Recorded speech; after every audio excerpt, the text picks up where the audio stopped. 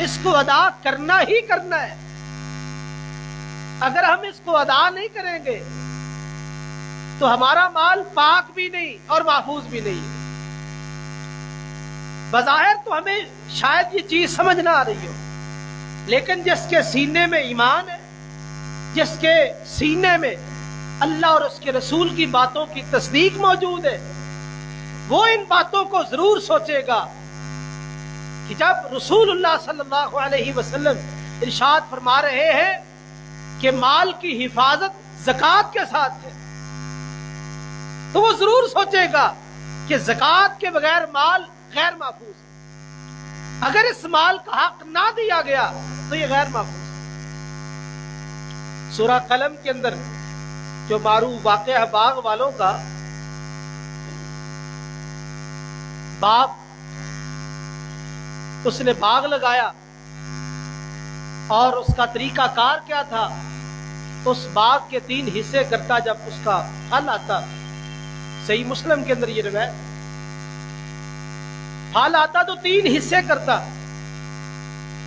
ایک حصہ اپنے لیے رکھتا، ایک حصہ باغ پہ خرچ کرنے کے لیے، اور ایک حصہ غریبوں، یتیموں، مسکینوں کے اندر خرچ کر دیتا. اس طرح سے سال ہا سال تک وہ باغ کا سلسلہ چلتا رہا. اور جب وہ فوت ہوا، اولاد آ گئی، اس نے کہا ہمارے باپ نے کیا بنایا؟ وہ مال کا حق ادا کرتا رہا، مال محفوظ رہا. اب اولاد آ کے کہنے لگی کہ ہمارے باپ نے کیا بنایا ہے؟ اس نے تو ساری زندگی خرچ کر دیا، کچھ اپنے گھر پہ اور کچھ یتیموں، غریبوں، مسکینوں پہ. انہوں نے کہا اس دفعہ باغ کا پھل پک چکا ہے اور ہم راتوں رات اس پھل کو کاٹ کے منڈی میں پہنچائیں گے. اللہ يدخلنها اليوم علیکم مسکین، کسی مسکین کو باغ میں نہیں داخل ہونے دیں. ان کے آنے سے پہلے پہلے سارا پھل کاٹ کے منڈی میں پہنچا دیں. کیوں؟ اس لیے کہ سارا مال منڈی میں جائے گا، زیادہ پیسے آئیں گے، ہم جلدی ترقی کر جائیں گے. جب اللہ کا حق جو اس مال کے اندر موجود تھا اس کو روک لیا، روکنے کا پروگرام بنایا، اور پختہ پروگرام بنا کے اللہ فرماتے راتوں رات نکلے.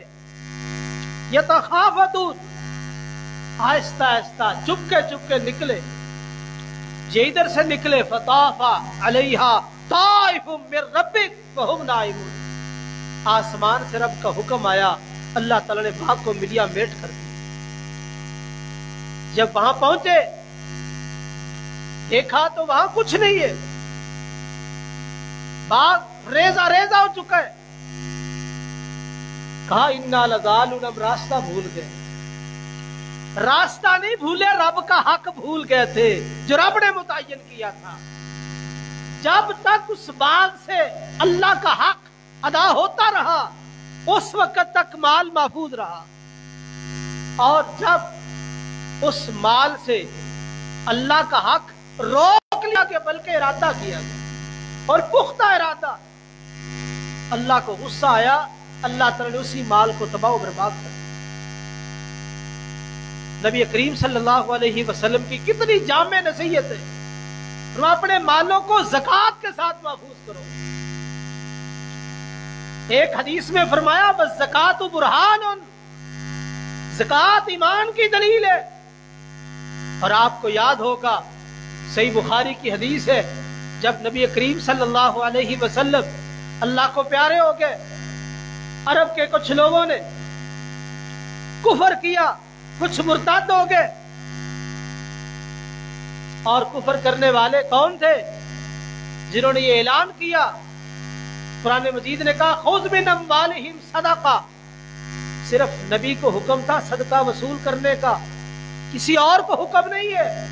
لہذا آج کے بعد ہم زکوٰۃ نہیں دیں گے. زکوٰۃ کا انکار کر دیا.